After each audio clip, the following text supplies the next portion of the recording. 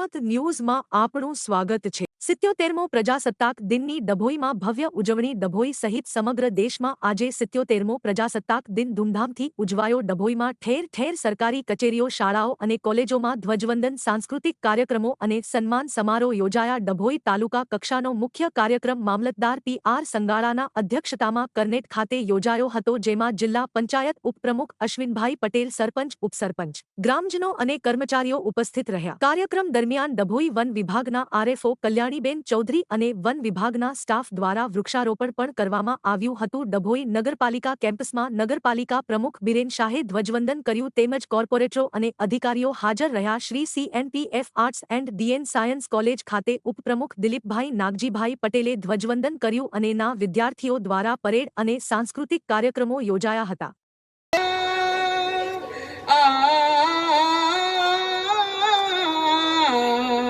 77મા ગણતંત્ર દિવસે હાર્દિક સ્વાગત કરું છું, અભિવાદન કરું છું। આજે આપણે સૌ 26મી જાન્યુઆરી 2026 રિપબ્લિક ડે દિવસની ઉજવણી પ્રસંગે ભેગા થયા છીએ।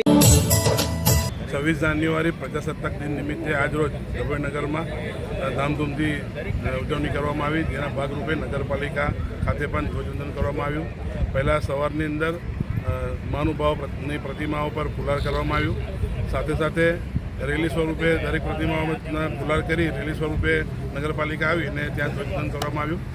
એની સાથે ભારત માતાનું બી પૂજન કરી અને આરતી કરીને એનું અભિવાદનને કર્યું હતું। આ તબક્કે નગરના પ્રજાજનોને મારી અપીલ છે કે આવો આપણે નગરને સ્વચ્છ અને સુંદર બનાવીએ, ડભોઈ નગરને ખભે ખભા મળાવીને આપણે નગરને સુંદર ને સ્વચ્છ કેવી રીતે બને એના માટેની કાર્ય કરીએ। આજ રોજ ભારતનો 77મો પ્રજાસત્તાક દિવસ આપણે ઉજવી રહ્યા છીએ, ત્યારે વડોદરા જિલ્લાના ડભોઈ તાલુકાનો તાલુકા કક્ષાનો કાર્યક્રમ કરનેટ ગામ ખાતે રાખવામાં આવેલ હતો। આજના કાર્યક્રમમાં વિવિધ વિભાગના કર્મચારીઓ, અધિકારીઓ તથા ગામ લોકોએ બહોળા સંખ્યામાં હાજર રહીને તેમાં ભાગ ભજવ્યો છે અને ખૂબ જ સુંદર આયોજન સાથે કરનેટ પ્રાથમિક શાળા સાથે 77મા પ્રજાસત્તાક દિવસની ઉજવણી કરવામાં આવી છે।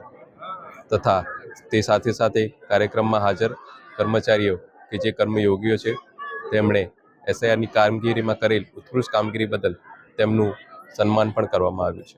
આભાર।